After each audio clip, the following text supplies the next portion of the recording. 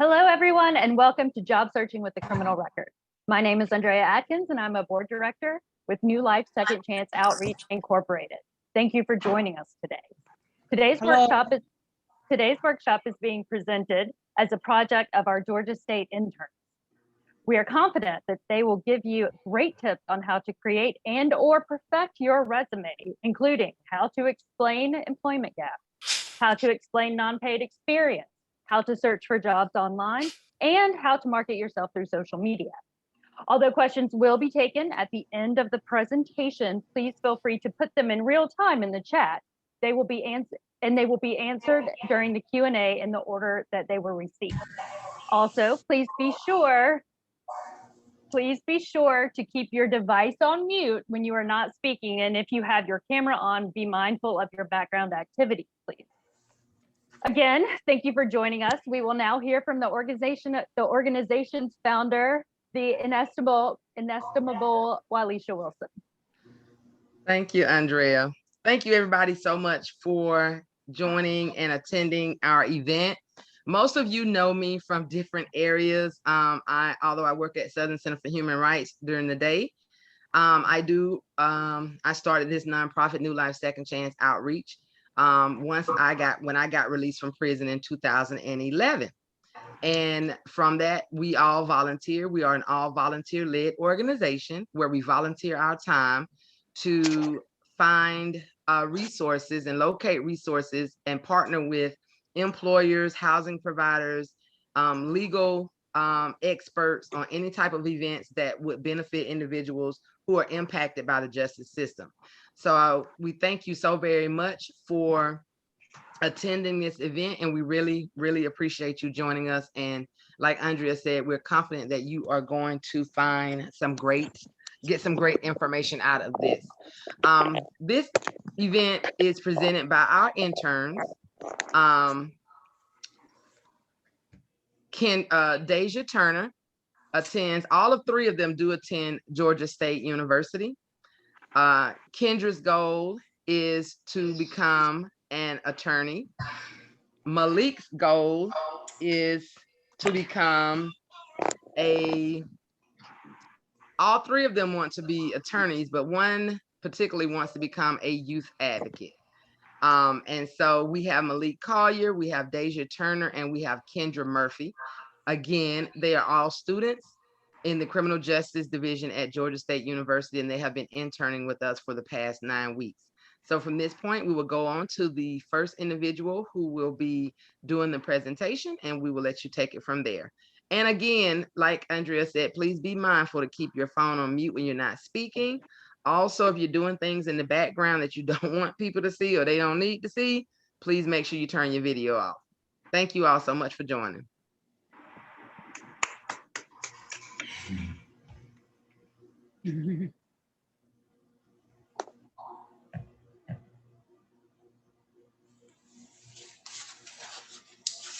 Okay.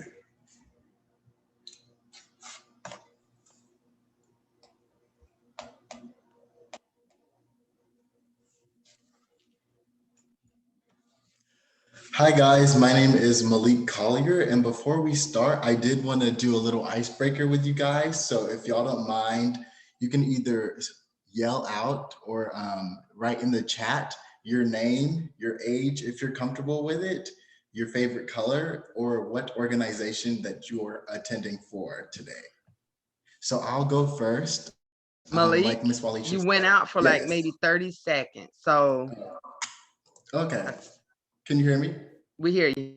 Okay, yeah. I just wanted to get to know a little bit about everyone on the group chat today. So if y'all want to write in the chat your name, what organization you're from, and your favorite color, I would be glad to look at those, and let's welcome everybody in today. Yes, let's see.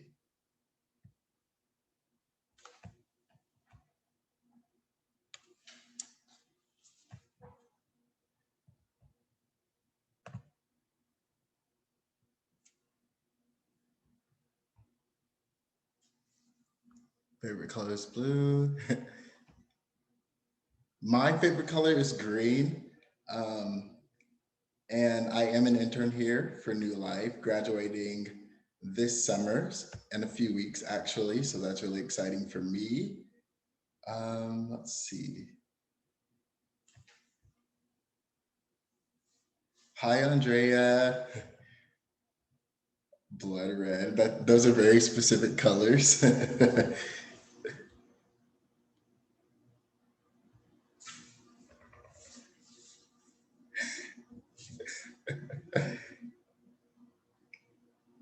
Hi, Caroline.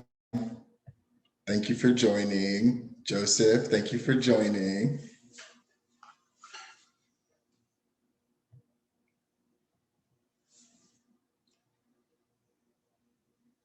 Okay, sounds good. So we will start with Miss Kendra. She wants to take it away. Thank you, guys.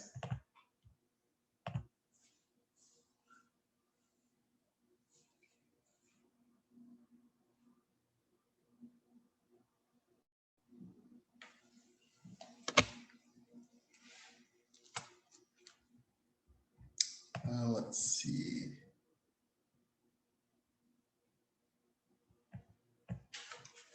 It does look like Miss Kendra is having some connecting issues. So once she gets that figured out, I will just go ahead and start for her.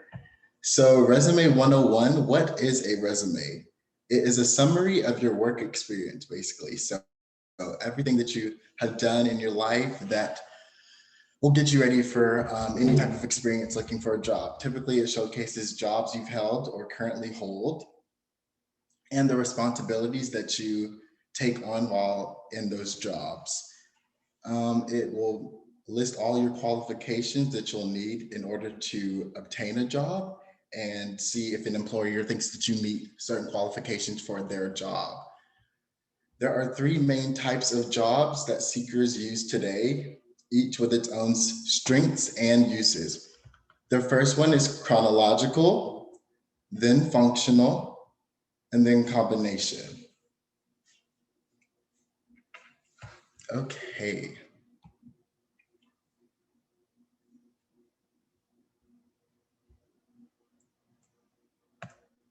A chronological resume is a document that lists your work history and accomplishments in reverse chronological order. They are typically the most common, but today we will focus on functional resumes.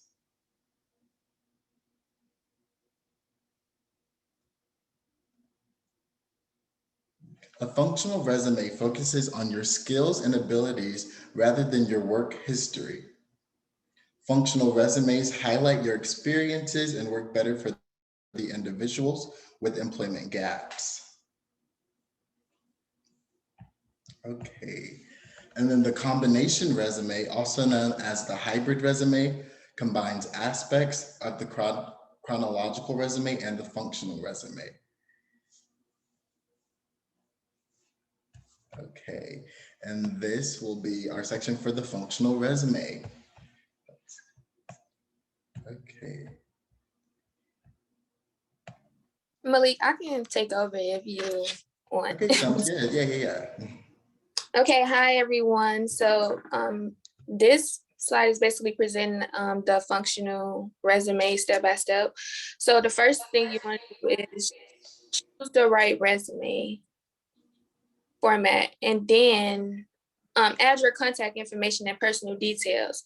So that's one of the most important things to do when you're creating a resume, because of course you want them to be able to call you back and have something to look at besides the other things that you're putting on there. Number 3, start with a heading statement. You'll see later on during that I'll recommend something else, because typically you don't need objective. Mainly it's just a summary, but I'll talk about that later. Number 4, list your relevant work experience and key achievements. Of course, it's a resume, so the main thing that you're trying to get over is what you've done and why you want the job. So of course you would need to list their most relevant. It's okay to list some of the things that you've done in the past or things that you may think are important to you, but the most important thing that you need to be focusing on is the relevant work experience.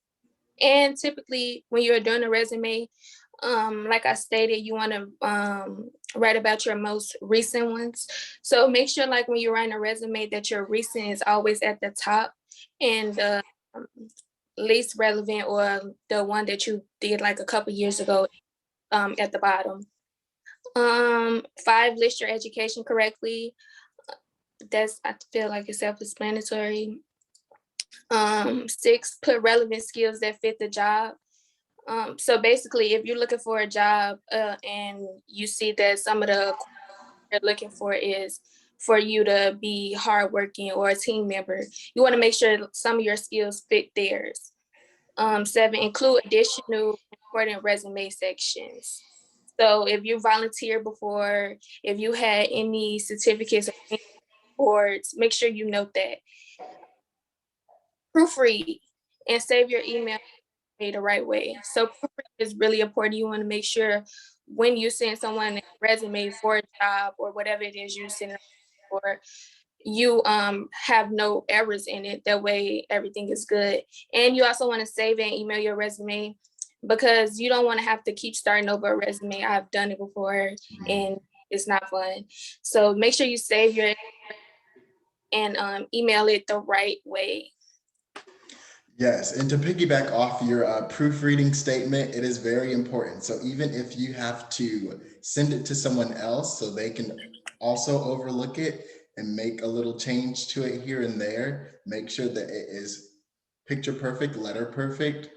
That is what they will be looking for the most when you're searching for a job. Okay. So the contact information, I stated that in the first, but this is just an example of how it should look. So your name, your first name, middle name is always optional, things you don't have to put it. Phone number is important. Make sure you receive a phone number or one that they can get in contact with you. And email address, make sure you have a nice email address, professional. If you need to create a new one because the old one doesn't seem right, do that and make sure you put that on there. LinkedIn URL. If you don't have a LinkedIn, LinkedIn is very helpful, especially when you're trying to get a job, and a lot of companies are on LinkedIn. So that's that's a helpful website. So if you should make one or you could, but you can include that on your resume as well. Optional, leave your address off your resume. Yes. So most of the time when you're doing a resume, although a lot of places want to know if you're in a certain area, but most of the time you shouldn't put your address or anything that you feel like is very personal. It should be your, a resume title is very optional. You really don't need it. And a personal website. If you have a personal website, it's up to you to put it there. It's not really important. And just to piggyback off of Deja, another reason to leave off the address for your resume is you never know if they want you to stay in the area, and they may disqualify you based off living outside of a certain zip code or not living in the city locally. So just to avoid all of the efforts, just leave off the resume. You want to stay away from a few other things. And I was also going to say, as an added note, when we mentioned earlier about education, usually the tip is if you had education that's over 10 years old, you don't need to put it on your resume.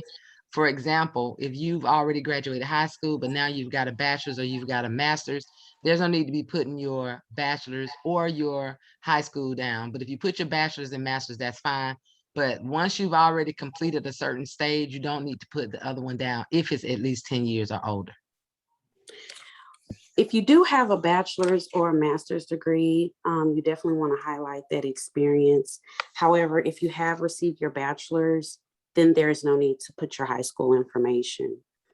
There are some additional things that you want to avoid when adding your contact information.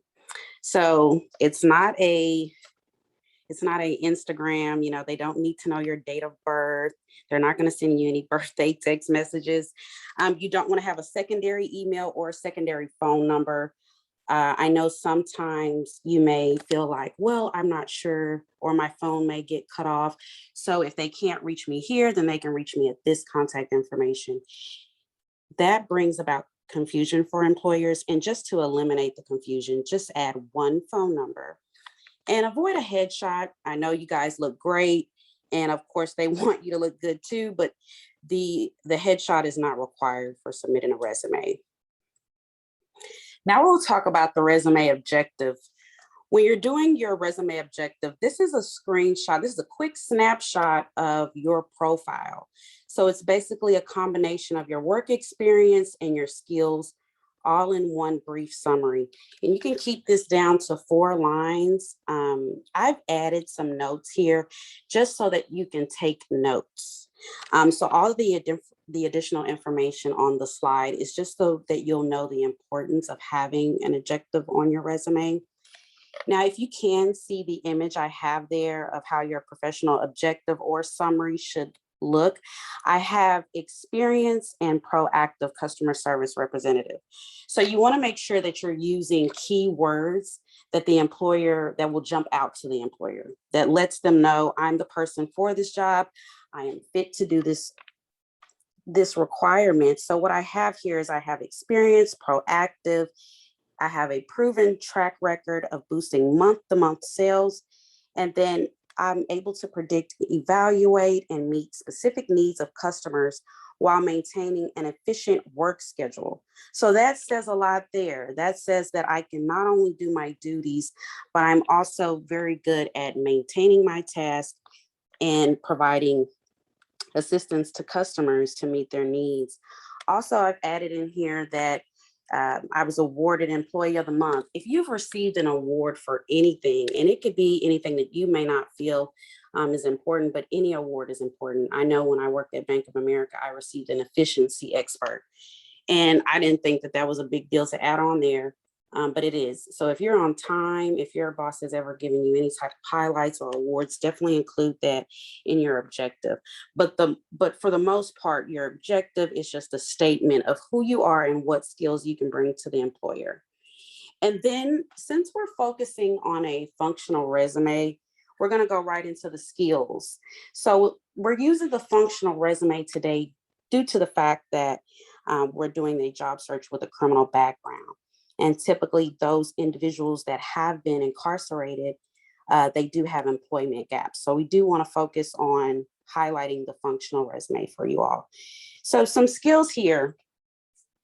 You'll see that I have 3 skills highlighted, and I'll also go into some additional skills, but I want you to see how it looks on the resume. This is an up close screenshot. You'll see that it says customer service, sales, merchandising.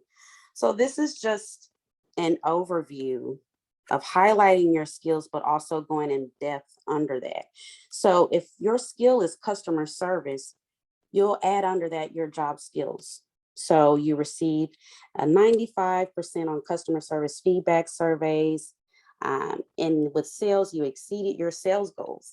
If you've ever done collections, I'm not sure if any of you have ever worked in a call center, but if you've ever done collections and you have to collect over $50,000 per month on an account, and let's say that you collected $90,000, and not only that, you were able to receive your bonus, and you met your quarterly or monthly goal each month, you'll also want to highlight that, and you'll also say, I exceeded my collection goals. So whether you're in sales, collections, anything that's relative to that type of experience, you'll want to highlight that.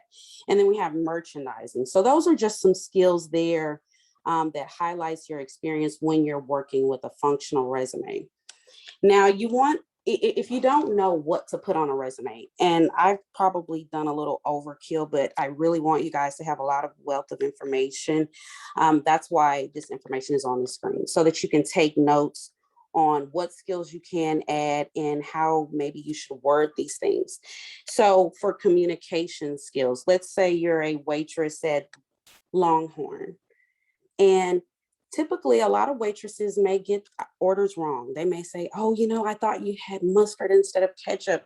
And then you have this one person that is really good at taking orders. That means that you have very good listening skills. So that's something that you want to highlight. Let's say that you're working to get a job that has specific requirements. And this is the job specified skills. So let's say, for example, you want to work for 2 men in a truck. And that job, for the position of a driver, they're specifically looking for someone who has experience in driving 26 box trucks. And you say, you know what, I have experience in driving 26-foot box trucks. You'll want to highlight that you are an experienced box truck driver, or that you have experience in operating box truck vehicles. Vocabulary and word usage is very important. I do believe that despite your criminal background, I don't think that you should limit yourself. I don't think that you should say, well, these are words that I'm not familiar with. You can, easily use Google to find a substitute to highlight your experience. So instead of saying I drove a box truck, you can say I was operating a box truck vehicle. So that's some clarity there. When you're going over your work history, after your skills, you'll want to list them in order. Okay, so you'll want to start with your most recent employer. And if you'll notice, for Verizon, I have 2018 to present. So let's say you're at a job now. You can still let that employer know.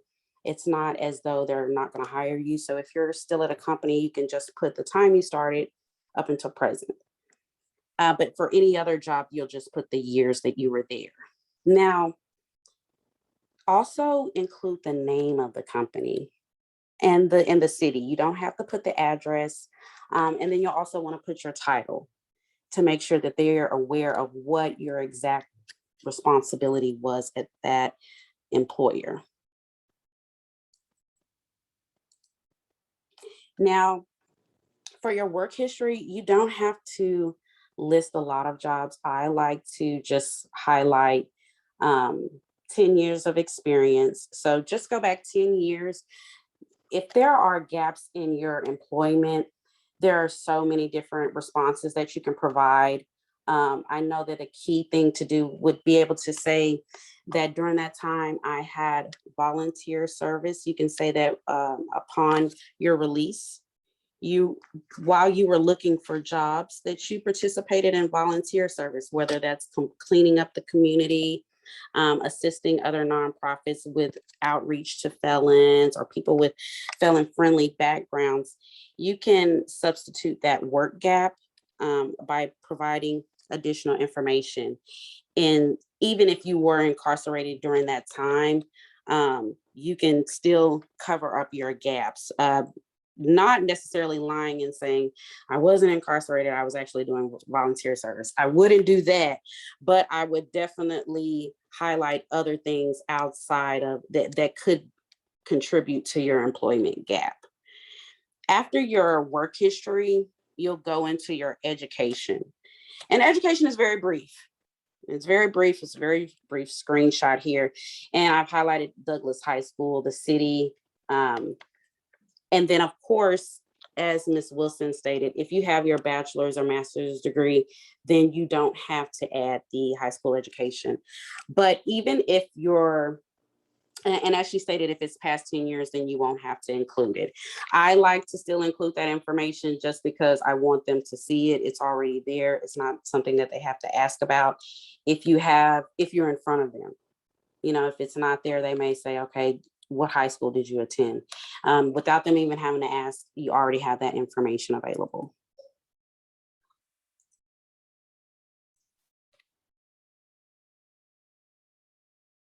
So now I see here, we're going into the resume dues. Some great things to do for your resume. Yeah. Go ahead, Deja. I didn't know you were going to take over. Yeah, I'm sorry. So resume dues is basically a simple rundown of what Kendra just said. It's just a few tips of what you should be doing on your resume and you shouldn't. So one of the things, always highlight your most relevant experiences, what she just explained. If you had stuff from 7 years ago and you've been working all from up until then, some of the things don't need to be on there. And have similar characteristics that the seek, and I spoke about that earlier. If a job is asking you to be a good communicator or a team member and things as such, then you should have some of the things. I'm not saying copy every quality that they're looking for, but just note to have some of those qualities that they're looking for, because it could be very helpful. Include some soft skills. I know a lot of times people say, oh, don't include soft skills, like I'm a good communicator, because it's so cliche. But it's good to have a few of those on your resume. Do not add personal accomplishments. Do add personal accomplishments, I'm sorry. So just like Kendra said, if you have gaps or something in your resume, then do add those. Let them know that you've been doing things or that you've accomplished a lot of things. So, but don't go overboard with it. So if you've I'll speak about that later on, sorry. Use powerful verbs such as managed or led, like Kendra stated. It's good to, instead of putting like, oh, I drove, say, oh, just up the word usage on what you're trying to say. That way it can be more powerful. Keep your resume one page. That's very important. A lot of companies, they don't want to see your resume and it be 3 or 4 pages. Keep it to one page. If you can't keep it to one page, then try minimizing the text size. That way it can be one page, but try to keep it under one page. Do start a form or a template and make it a digital. A lot of people, they want to do printouts and do their resume, but it's more important to do digital, especially since we're in the time where digital is the world right now. So do make sure that there are no mistakes. I spoke about that. Make sure you proofread, and like Malik stated, if you can't find any errors, make sure you just send it to someone and make sure that they don't see any errors either and that you're clear, because we do not want any mistakes on a resume. So resume don't include obvious skills. So a lot of times, I know since we are working with people that have backgrounds, it's kind of like, okay, what if I don't have any other skills, or what if I don't have enough? But including like Microsoft Word, I'm pretty sure that they know that you can work or type out certain things. So things like that's very obvious, just leave it out there. Don't exaggerate. So sometimes we might try to tweak our resume a little bit. Just don't go overboard and lie too much. Like if you stopped the job in 2013 and you put in 2017, that's a little bit too much. Just don't over exaggerate. Don't try to lie and then you can't cover your lie. Don't include random and unrelated hobbies. So if you play basketball, that does not need to be on there. If you did hair, it can be on there, but if you don't have a certificate or never worked in a shop or something, leave just random and unrelated hobbies out, especially if it doesn't relate to the job. Especially if it don't relate to the job, try to leave unrelated hobbies off. Don't use objective statements. Instead, do summaries. I said that in the beginning. When you're doing an objective statement, those are usually the first thing that they see, and it's usually pointless based most of the time. It's although summary and objective statements are the same in a way, summary just make it a little longer on what you're talking about. So try to do a summary instead of objective. That way you don't have trouble trying to limit what you're saying. Don't use slang or jargon. So although you are who you are, a lot of times we are in a professional surrounding, or you're trying to go in a professional place. So don't use slang. You can always go on Google and try to figure out what you're saying. It's just go back to not making mistakes. Just have somebody read it so they just understand and help you, basically. Don't be worried if you have no experience to document. I'm a person that don't have a lot of experiences in a lot of places that I'm trying to go to. So don't be discouraged by that. If you have gaps, just like Kendra said, try to hide them by using your accomplishments or your other things that you've done. Like if you volunteer before, use that. If you get awards, use that. If you can do that, try to hide it with your skills. Add more skills than you already have. Just try to find ways to hide that you don't have experience. Don't send as a Word document. Always send your resume as a PDF. A lot of companies recommend that just because of their rules or what they suggest. Don't focus on the wrong thing. So if you're trying to find a job that is for trucking or for food, don't try to focus on other things that you did that's not similar to what you're trying to apply for. Try to focus on things that's similar to what you're applying for. That way, when they do look at your resume, they can see that, oh, he have experience similar to this, or she have experience similar to this. And now we're going to go into email etiquette. Deja, before you do this, let me talk briefly about the email etiquette, just from my experience. And really quickly, one of the big things is, and I'm glad she talked about it because it's one of the points I was going to make in a minute before we actually go to the email section of it, but I'll do it since that's the next thing. But I want to take 5 minutes to talk about real briefly for those who've been in prison for long periods of time, either sold drugs or have no job experience. But since we're talking about email etiquette, let me say that at first. One of the very first things that employers see is your email, whether you're emailing them about a job. And I am going to give you some examples. Prior to my incarceration, I did own a business. And these are also examples of emails that I would not have hired them based simply on their email. So when you do jobs, even though it is discriminatory to discriminate against people because they're Black or because they may be disabled, even as an employer, you're not supposed to ask questions about how many children people have, if they're married, things like that. That is illegal. However, employers are in the business of getting paid. They need people who are going to be reliable. And when they see resume emails that you may have had 10 years ago, 20 years ago, that don't, for one, emails should fit your current frame of maturity. So if you create an email at 18, 19, and 20, and you're now 35, you should definitely have a whole different email address. There's nothing wrong with having a personal and a business email. Just like your resume, there's nothing wrong. I got 5 different resumes. Some are 1-pagers, some are 6-pagers, depending on what my resume is for. If it's something for just regular job, or if it's something for my advocacy and organizing, it's more different. So to answer your question, Caroline, earlier about switching careers, you can have a resume, more than different one resume. You should always have resumes for different fields anyway. But back to the email. When employers see emails that says, Deja, mom of 10, you can pretty much guarantee you're not going to get a call back, because it tells them right then and there you have 10 children. Meaning you may be calling out a lot because you've got a sick child. Out of those 10 children, you've got to get off your job to go to school. Something is going to happen with one of your 10 children that is going to cause your employer to feel that you are a liability, that you cannot stick to your schedule. You're going to be calling out of work. It's going to be something coming on with them 10 children.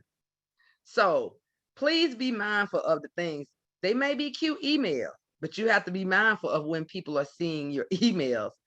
I've had people, these are some emails that I'm going to call out, and I just want you to give an idea, because sometimes when you know better, you do better. And some people don't know better, and some people just don't care. So I've had a mom of 10 at Yahoo. I've had #1 Auburn fan. That's bad if you got a Georgia fan employer. The one that was most recently that came in that I saw and I had to do a revision on was Black Lives Matter 1. Now, we love the fact that you are worthy to those causes, but you have to be mindful. We've seen one that said Trump stinks or whatever. You have to be mindful that when you're applying for a job, everybody don't leave their personal at home and keep their business there. So people will take personal what they feel that you're going to bring to their job. If you have a very explicit or sexually explicit email account or social media page, people can consider you a liability. Number one, dope boy. People tell them either you smoke dope or you sell dope. So these are actual emails that we have seen. Miss Good, Pussy. Why would you even put that on a resume? So these are things that was at the top of their name, and that was the email, Miss Good, that at Yahoo. And I told her that if she was to submit that to me, I wouldn't even hire her because it tells that her mind frame is not mature enough for a job. So you have to be mindful of everything that's on your resume. And like Deja said at first, I wanted to say, don't ever lie on your resume. Now, we know that those of us who have come home, we've lied. They say don't lie on job applications, don't lie on your resumes. But to be truthful, we do lie. We have to lie. Because if we say we got something or we be honest about our felony, they won't hire us. And we just lie and hope that if we get a job, they won't find out. But honestly, it just depends on the circumstances. When I first got out, couldn't get a job, despite having a master's degree, couldn't get a job. I did lie. I lied on a job saying that I worked at a job. But the thing was, the job was unverifiable because the job had been closed for 3 years. So there was no employer to call. There was no number to call. There was no email to verify that I worked at this place for 3 years. So you just have to be smart with what you're doing. But for the purpose of this recording, do not lie on your resume. Do not lie on your application. But right now, I just want to take a quick minute to talk about those folks who have long-term incarceration. I want to be able to see if can you all see this poll that is now on the screen? Okay, I don't know if you all are able to answer the poll because maybe I didn't do it correctly. But the first question says, you have been incarcerated at Coastal State Prison. You have worked in the kitchen for 3 years. Can this go on your resume? Oh, yeah, I guess y'all can vote, huh? I see people voting. Okay, question 2.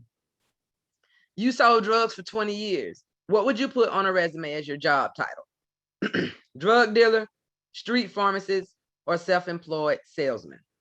And it looks like everybody's pretty much answering 100%. Or maybe it's just, okay. So I think I messed up and other folks ain't able to vote, but that's okay. So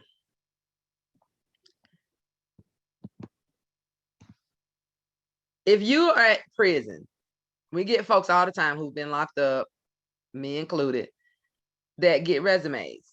If you have worked in the prison doing whatever it is that you have been doing, that needs to be put on your resume. Now, what you're not going to do is when the little section that says employer, you're not going to put the prison. Who was your employer? If anybody wants to come off mute to tell me, who would you list as your employer to indicate that you worked as a cook for 14 years, where you were responsible for cooking meals for hundreds of people, prepping food items, cleaning and doing that? And would anybody like to come off who is formerly incarcerated to tell me who would you put as your employer on that resume? Do we have anybody? Okay. If not, the person you would put on that resume is you would put your title as cook or lead cook. Your employer is the Georgia Department of Corrections. That's your employer, whether you were paid or not. You would put Georgia Department of Corrections. You would put the years that you were incarcerated or how long you worked there as a cook. And you would go on with responsible for your cooking duties and whatever duties you had to do in the kitchen. Nowhere in that whole little thing does it say you were incarcerated at Coastal State Prison.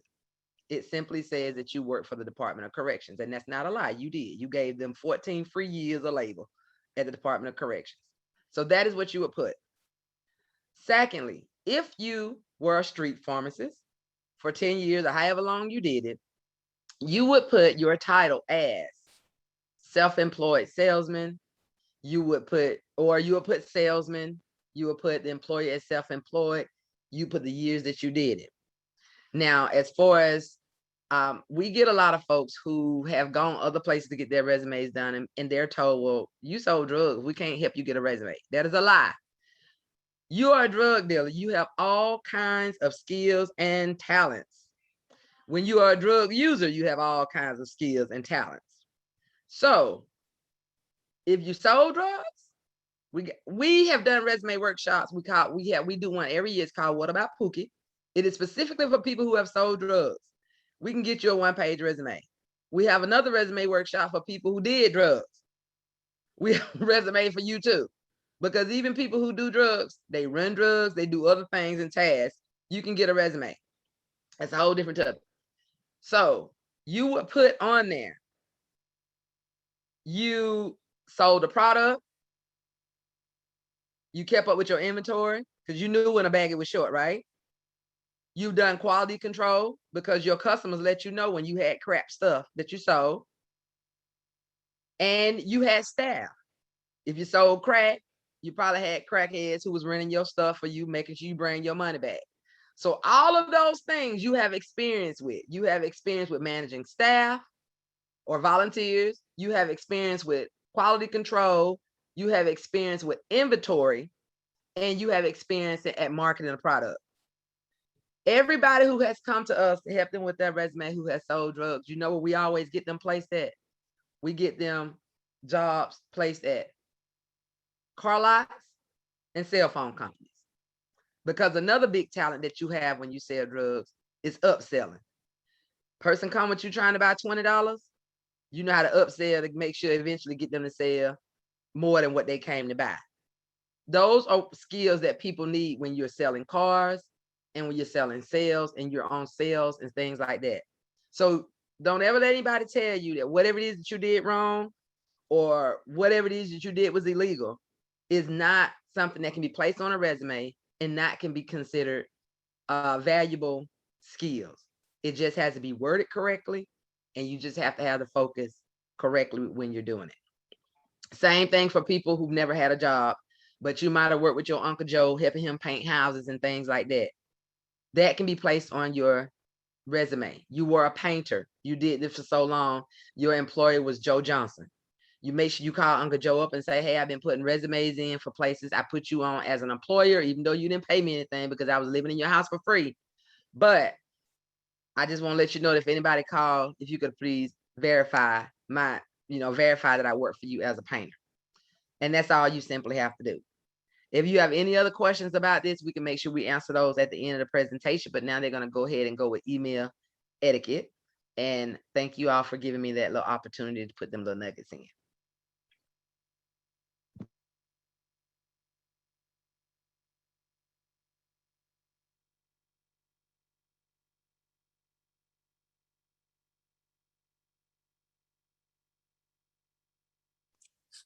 Okay, email etiquette. So, like we've been talking about the past couple of times, it's okay to create a new email address. Set up one that you can use for a job one. So if you have one that you've been using it for personal reasons, like your Facebook or your social media accounts or anything that you sign up for, it's okay to create a new one to apply for a job and put on your resume. So use this email account for all job search communication. So like I stated, LinkedIn, if you're creating a new email address for that, create it with that. If you're applying on a website like Indeed, use your email for that. If you're anything that's job related, apply with that email so there's no confusions and so everything is good. Don't use your work email account. So if you have a specific work email, don't try to avoid using that one more for reasons such as like I have a school account email and a personal email. So I try not to use my school account email when I'm doing things for the simple fact that it's everything over there is related for school. So I don't want to get anything confused with my job and my schoolwork. Send your email to a specific person. So like it's basically like the resume. If you don't think that your email is a good option, try to send it to someone and see what they think. Or if you can't remember it, try to send it to somebody so that they can remember it for you. Use a clear subject line. So In the email, we know that it's always the person who you're sending it to, and then it's the CC person when you're trying to add other people to the email, and then it's a subject line. When you're sending this professional email, you always want to make sure you have something in that subject line, just so that when someone receives the email, they know what it's for, they understand who it's from, and everything else. When you're putting a subject in that subject line, make sure it's something basically like a short summary, a really, really short thing of what you're emailing them for. So if you're emailing them about your application, make sure you put an application update, or, you know, something that's related to what you're emailing them about, and it's really, really short. Don't write it like a long line, like responded to, you know, just something short and simple that can let them know what you're emailing them for. Choose a simple font. Don't try to write in cursive, use cursive fonts or something that's hard to understand or something big. Try to use a simple font. I always go with Times New Roman just because it's simple and I've always been using it. But just try to keep a simple font. Write like it's a business letter. Don't email anyone and let's start here. When you email anyone or when you're talking to anyone, the first thing you want to do is greet them correctly. Hi, how you, good evening, good afternoon, so and so. If I always recommend, if you don't know them on a personal level, don't use their first name. So you could say, hi, Mr. so and so, hi, Mrs. so and so. So first start by greeting them and then go into what you want. So I also always recommend when someone is emailing them and you want to know something, I used to start off like, I'm trying to figure out so and so and so. Just go into what you're doing. So if you're trying to figure out what time you start work or what's going on with your application, just say, good evening, so and so. Are there any updates on my application? Or whatever you're trying to email them for, just go straight into it. And when you're ending it, make sure you have a signature or something that's at the end of it. Just say thank you and then leave your name, or just something really brief, or a signature.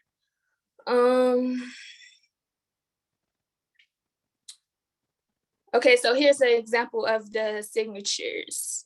So first name, last name, email address, phone, LinkedIn profile is optional. So yes, you want to keep it simple. Sometimes I just go with just putting thank you, comma, space, enter again, and then just putting my first and last name. But you can always leave. So if you're applying for somewhere and they just now get to know you, you can always leave your email address and your phone number. That way, if they don't want to contact you back via email, they can just call you. So key takeaways: proofread and edit. I can't tell you guys how many times I forgot to read an email and I'll go back and then I'll read it and I'll be like, oh my God. But make sure you just proofread your email so that way when the person do receive it, they are not confused and don't understand what you're saying. Send a copy to yourself. I always just draft the email. I'll start by sending one, then I'll exit out and I'll go back and create another one. Explain why you are writing. Be clear about why you are writing, the purpose of your email. Include this information early on the email. Just like I was stating, basically, it's kind of simple what you're writing about when you put it in the subject line, but just make sure you stay on that.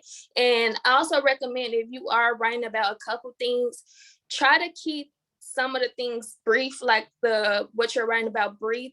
And when you're writing about two things, separate those two things. So don't keep them all in one paragraph. Try to create another paragraph when you're asking about something else.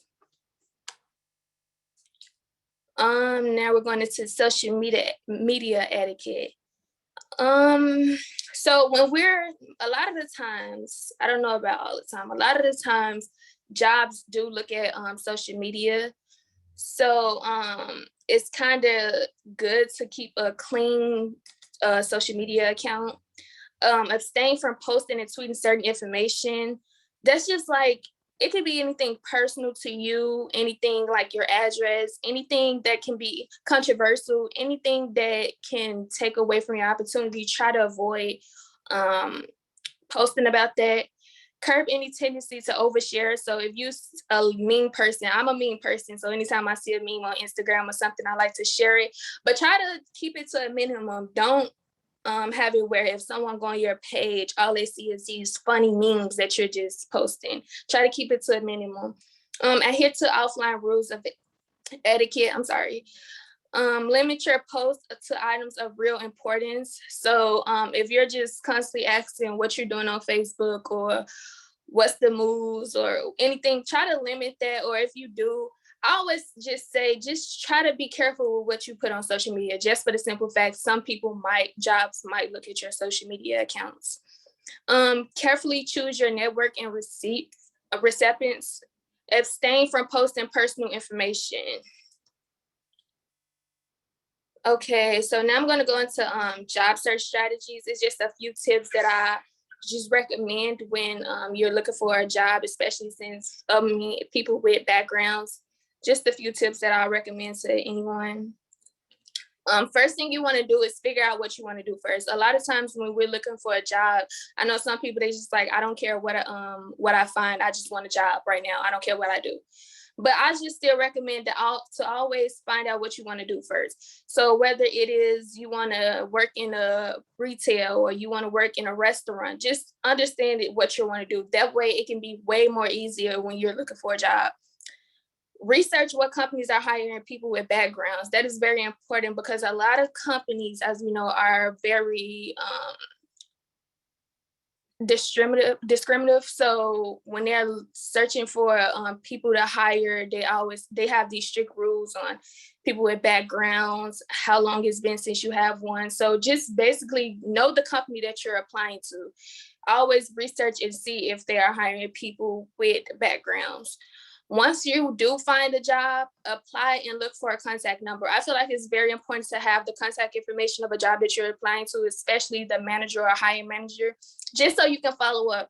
Now, what I mean by follow up is if they haven't contacted you back in 3 weeks or like a month, it's okay to call up there or email about the process or what process your application is in. But don't overdo it. So don't constantly call them every week and ask about your application.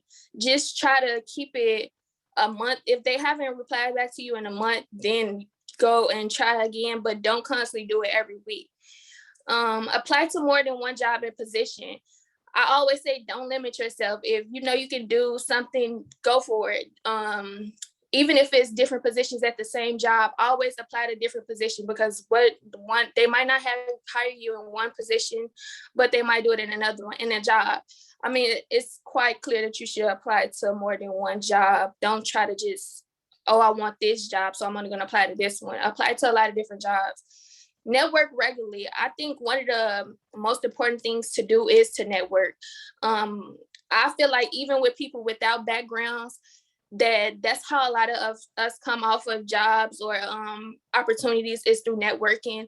Is very important because you never know who you might meet or what they do. So it's very important to me to always network with people any type of way. So if it's a job fair, if it's going into the job or going up there or talking to people and try to ask them what they do, can they help you, or anything, just always network. I feel like that's one of the most important things to do today. Like, although job searching and filling out applications is good, I feel like networking is one of the most important and helpful ways to gain a job or opportunities all around. Social media sites are helpful too. I just learned this being in this internship that social media is very helpful. Like, you don't know how many times that I've gone and I found groups on Facebook, really Facebook, that are there to help people with backgrounds or to help them find opportunities for jobs and other things, housing, all type of things. Facebook is really helpful, and other social media sites too, but I really recommend Facebook. It's very, very helpful if you're looking for it, and it's easy to do. So if you're looking for a job, just search hiring positions in so-and-so. If you're in Atlanta, hiring positions in Atlanta. Or try to find groups that do job postings and see what they're posting in there. Is very helpful, and I can't stress that enough. And I just learned that being in this internship. Change your search tactics around if you're not finding what you want. So if you're looking to be in retail and you can't find a specific job in retail, try to rearrange what you're searching for. Try to add the position in that you're searching for just try to switch it up all the time. Don't look for the same things the same way. And then actually go back to that last slide for me, please. I have a few things to add to that. So also while you're doing your job search, I want it to be clear that when you are following up with employers, it is important that you use the right verbiage. So never ask, when is my interview? Or call them and say, oh, I put in an application, like, when's my interview? Because they're most likely either gonna hang up, ask who you are, or honestly not even give you an answer.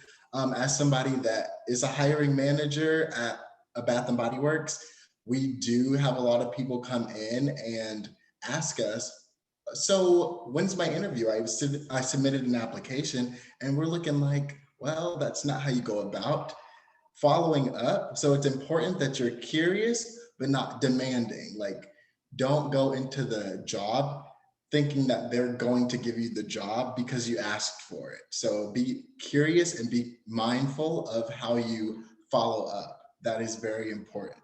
So an example would be, hi, I'm calling to check the status of my application, or I'm calling to see what the next processes are, like Deja mentioned previously. So that is a very important tip to keep in mind, and also to follow through. So if you actually end up getting a job with an employer that you applied for, it is important that you actually show up for the onboarding or training process once you are accepted into the position. And it is important that you are consistent with that, because they hired you for a reason. So we just have to make sure that we are mindful and are willing to actually do the work in order to work in that position. And also, very briefly, I know we're not going to talk about it on this call, which is the Dress for Success, which is a workshop that we'll be having next month as we observe Reentry Awareness Month. We were going to do a little bit more, but for time constraints, we will be doing an entirely new workshop on the Dress for Success next month. So be sure to follow that on the website. But I also want to follow what Malik is saying. Because you put an application in doesn't mean that there is an interview. So you want to be very careful what it is that you're doing. And just to touch on that Dress for Success, always know that your first impression may be your last. So if you just happen to be going into Circle K that day and you found out that they have a thing on their door that says they're hiring, your first instinct is to ask them, well, y'all hiring, can I get an application? But you've completely forgotten that you have your bonnet on, you have a shirt on with no bra, and you have your flip-flops on. Take your time, go home and get dressed and look presentable, and then come back and ask about the job. Because whether you know it or not, the first impression that you just made was not good. So you want to make sure that it's the first. If you realize that you want to ask about the job, but you're not looking as presentable, it's okay. Go home and get yourself together and come back.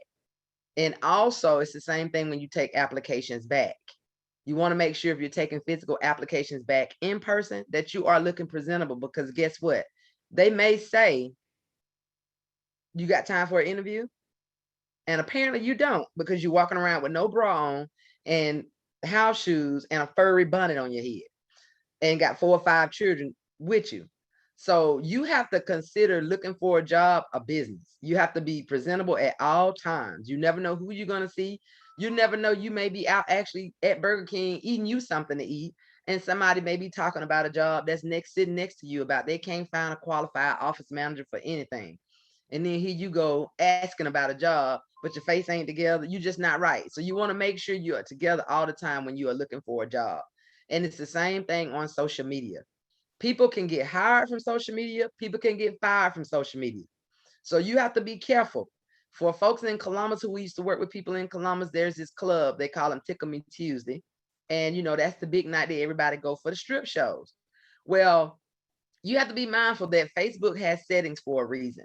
There's privacy settings. Everybody does not need to know what is on your page.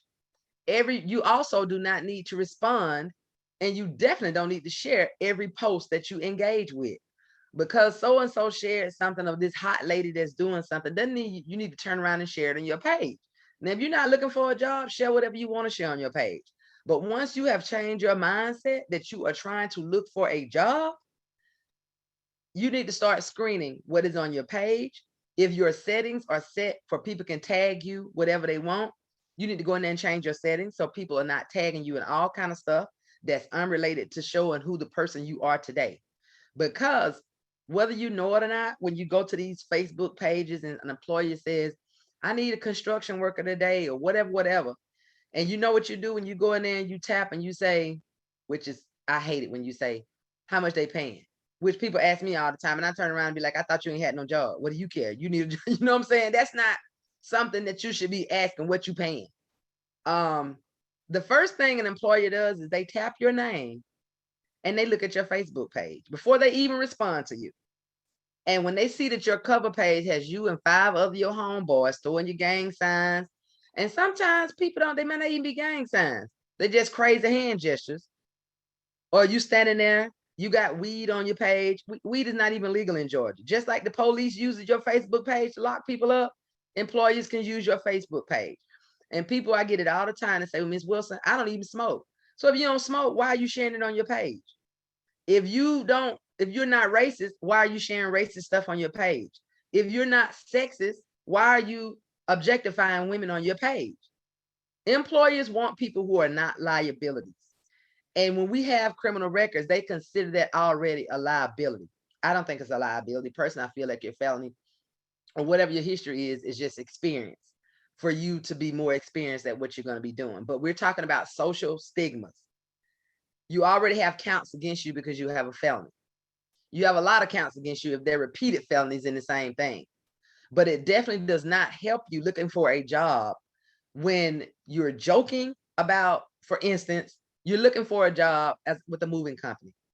And a lot of your charges are armed robbery, burglary, home invasion. And you just messaged an employer on his thing because he says he's looking for some people paying $20 an hour full time for his moving company.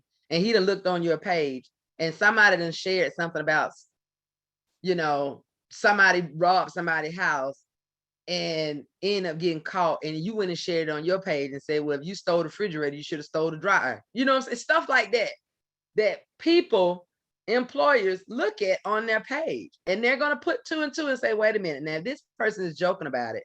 And a lot of folks think it's not serious, but your Facebook page is very, very serious when you're looking for a job. So anything that's sexual, stay away from political stuff, stay away from racist stuff. It's okay to support some things, but once you start looking for a job, and if you don't want it to be seen, you need to make it for friends only. Okay. And then if you got them kind of friends who will report to your job what you're putting on your page, you need to be unfriending them, because not everybody wants us to be right and successful. And sometimes that's the people in our lives too. So your Facebook page needs to reflect the person you are now and the person you want to be, not the person who you used to be. And that also includes your Facebook friends.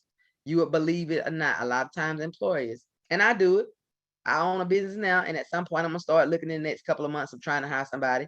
I like to look at your friends because I like to see who you hanging out with, what your friends is posting, if that's what you're gonna be posting on your page.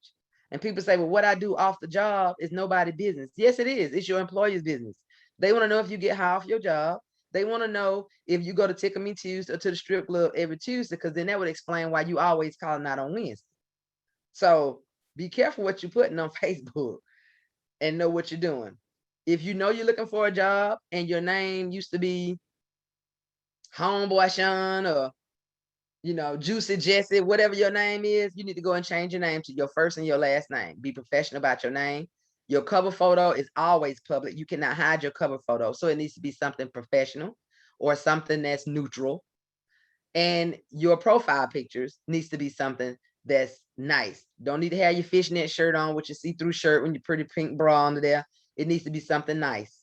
I personally feel like you should, everything that, we say that anyway about putting your children on Facebook, you shouldn't be doing that anyway. Because a lot of times folks who don't always wish our children the best, they know where your children go to school, they know what they look like, they know what their favorite color jacket is. We put too much stuff on Facebook anyway. So just be mindful when you're looking for a job, okay? And I think Malik is going to close this section out and then get ready for Q&A.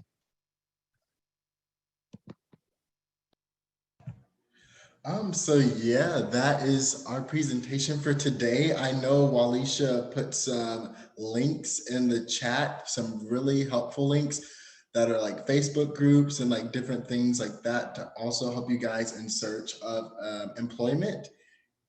That will be listed in the chat. And then we are going to open the floor up for any questions at this time. We just want to thank you guys for attending today. So thank you so much. And we'll be answering questions now. So you can feel free to take yourself off mute or turn your camera on. I think Caroline had a second question. The first question we had answered about changing resumes, but there was a second question she asked about. Yeah, I think I see it in the chat. She said, what if your job, hey, you can react to your question. Oh, okay. Hello, everyone. My question was, what if your job is the reason why you were incarcerated or in prison? So, like, for example, you list all the skills, and you know, there's a lot. Like, let's say, for example, you were a police officer and you did something that was unethical, but you were a police officer for, well, since you left high school. What would you put, or would you just kind of focus or hone in on your transferable skills? For me, I would still recommend to put that on your resume. When you're doing a resume, you don't necessarily have to explain why you left the job sometimes. So I would still count that as experience, and I would still put those skills that I gained from it. I just wouldn't, when when the interview part comes, that's when I'll think about that. But as far as the resume, you can still count that as experience and your skills. Correct. Okay, thank you. And then,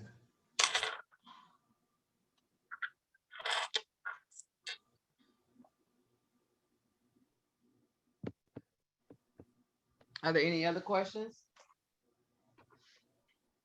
We know y'all got questions.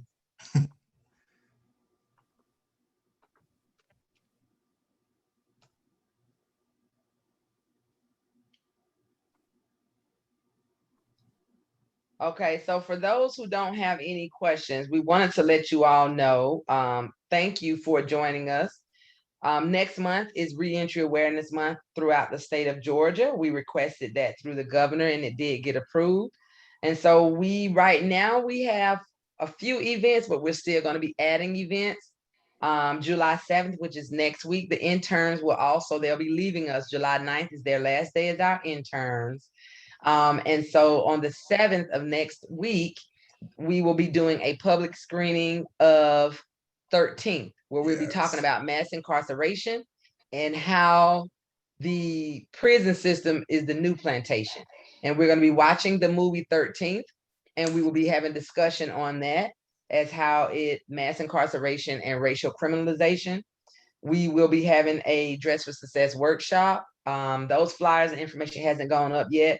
We're also having an employer summit that looks like it will probably be planned, I think, for the 9th of July. We just had our last employer come in. That will be from Coke Industries. So we have Coke Industries and we have a few other employers who are second chance employers talking about why they hire people with criminal records. We're going to have other individuals throughout the state as on the panelists to talk about the benefits of hiring individuals, as well as to give tips to employers who are going to be on the line, who are seeking some reassurance and answer their questions. So that is going to be on our website as well once we can get it finalized.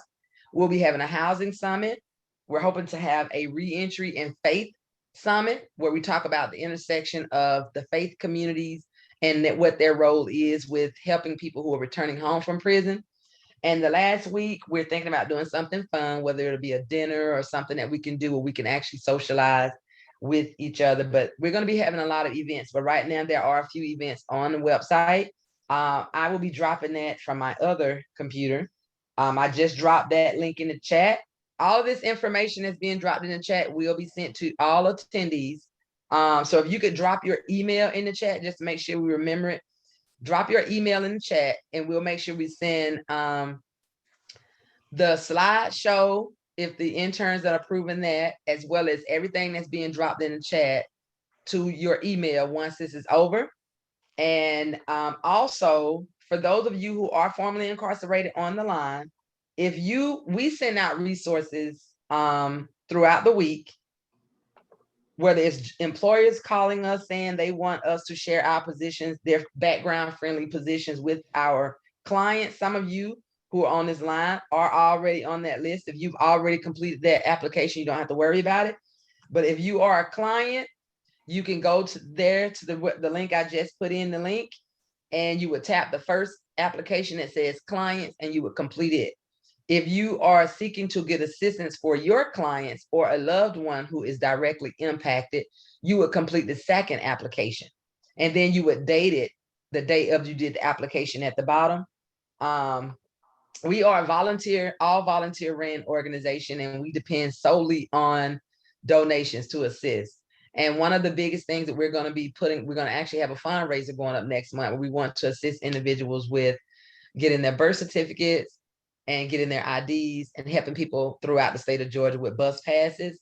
And so once we get that up, we're hoping that you all will support us in those efforts. None of the monies that you donate go to any type of salaries, because we all are volunteers. And so we hope to continue to have your support throughout this time and throughout the coming months. Also, if you are ever put in a situation where you are working with individuals, whether you're going out to eat, try to support businesses that are hiring people with records. Spend your money consciously. If you have a job, whether it's a one-day job or if you're an employee on the line and you have a job, seek out giving those, be conscious in trying to give those opportunities to individuals who are returning home, because without opportunities, we can't thrive, we can't be successful, and it doesn't lessen our chances of reoffending. And so be mindful in what you're doing. I'm actually right now going to order me something to eat, and that is my question when I call. Do you hire people who've been to prison? When they say no, I hang the phone up, because you can't get my money, because that means if you wouldn't hire me, I'm not going to give you my money. So just be conscious in what we're doing, and look for make sure you follow us on our website as well as our Facebook page with any upcoming events that we're going to be having. And so we can get all this information to you. If you all are on the list, I sent out an email earlier to you today about the eviction moratorium that was supposed to end today. So people who have not paid rent in the last year and a half, 2 years due to COVID, that was supposed to end today, but it has been extended to July 31st. I did send an email out to you earlier today. Emails also went out to those of you who are in the Georgia and the Atlanta area. Jobs went out there as well. So again, if you're not on the list, please request to be on the list. We have some more jobs that's coming in, and we have a few housing opportunities for individuals who are directly impacted in the Columbus area, where a landlord called yesterday. He has a 2-bedroom apartment available, and he is only willing to rent it out to someone with a criminal record or somebody who is on the sex offender registry, because it is compliant according to him. We'll be sending this information out at some point. So if we don't get it out today, we'll try our best to get it out by tomorrow. And again, I did drop that link in the chat so that you can have that. Do anybody have any other questions? Because I'm sure the interns, I think that's a question we had somebody asking, was these slides going to be available?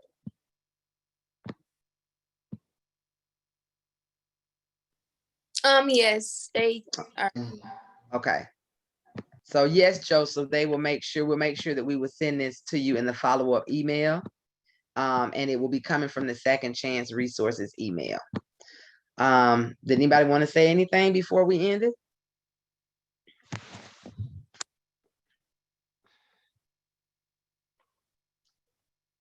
Melly, did you want to close us out? Yes, I just wanted to thank everyone again for participating today in our workshop. So thank you all. And I want to thank the other interns for also speaking with me as well. We really appreciate it. And so thank you. Yeah. Thank you. And I'll also, one little tip, when you're on Facebook looking for jobs, you know how you go on a job and you see, and at the top of the post, there are 3 little dots. I want you to get in a habit. I do it all the time, but if you can get in a habit and create you some collections. When you see a job, it'll ask you if you want to create a collection. Make your collection jobs or jobs in Atlanta or jobs in whatever. So as you create that, you're able to go back and refer to that same job. Because sometimes you'll get a job and say, crap, I can't remember that post, or I can't find that post.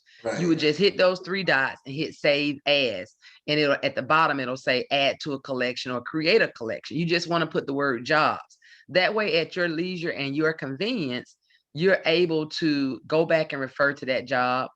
And especially if you've already been responding to the employer on that post, you definitely want to be able to follow back up, because sometimes you might have 100 notifications and you can't find the post. So it is an easier way for you to go back to it. And also, one of the things I also wanted to say too, when you see a post from an employer that says, because I just responded to one, when you see a post from an employer and they don't put the salary, or they may put the salary, the first question when you put, do y'all do drug tests? They probably ain't even responding, because the fact that you even had to ask if they do drug tests, let them know that they'll be needing to do a drug test for you. So there's just some etiquette that you would need to do. And there's no problem if you feel like you need to do. We actually do a workshop called social media and your job search. And we did it a few months ago, and we're probably going to end up doing it again next month. And we'll make sure we keep you a foot of those resources through email and on our Facebook page. Also, if you have a resume, like Andrea just put in the chat, and you have it and you want us to look over it or something, just email it to us at the address that Andrea put in the chat, and we'd be more than happy to look at it and give you some suggestions and feedback on it. And again, keep in mind what Deja said earlier, you don't need headshots. If it's not something where it's showing that it's not a job that you're applying for as a photographer, you don't need to be putting your work on your resume. So just keep those tips in mind. And again, this slide will be available. And also there will be I didn't create it for this, and I didn't have time to create it for this to drop it, but it will be in the follow-up email where we will be doing a survey, maybe a 5-question questionnaire for you all, if you could, so we can give it to the interns for their feedback part of their project. We want you all to be able to invest in their future as well as upcoming attorneys and youth advocates in the criminal justice system. So we want to be able to provide that feedback for them to let them know how they did and what they could have done better, if anything. And so just look for that email by Friday, and it'll have that link to that. And we would really appreciate it if you all could do that as well. Again, thank you so very much. I am Walisha, the founder of NewLife-Second Chance Outreach. And we look forward to having you join us today, as well as for our upcoming events for next month for Reentry Awareness Month. Don't forget to put your email in the chat so you can get the follow-up information. Thank you so very much. I wanted to say too, Caroline, it looks like you're writing some stuff down. You can also, if you're on a laptop, you can also save the chat with the 3 dots next to file at the bottom of the chat. If you click on the 3 dots, you right click, or if you click on the 3 dots, just say save chat. And then when I save the chat, I always show it in the folder. That'll be the next button that appears, or next link that appears. Oh, okay. Well, actually, I'm watching the Zoom on my phone and I'm multitasking. So, but next time there's a meeting, I would definitely pull it up on my laptop. Thank you so much. I appreciate everything. And we'll make sure we get it out to you. Whoever's on the phone at 706, this 706 number that dialed in that ends in 476. If you would like this to be emailed to you, please drop your email in the chat or get on so we can get it, because I'm trying to create these emails. I'm making names of Antoine. I got your email. Sean Lasser got your email. So I want to make sure I get this information to the right people and the people who attended. Michael Williams, I think if you can drop your email, and whoever's on the phone that ends in 476, please drop your email in the chat. Thank you all so very much for attending, and I'll stop the recording. And see you all next week for 13th. Yes, we're going to be watching 13th. That's going to be awesome. I'm ready for it.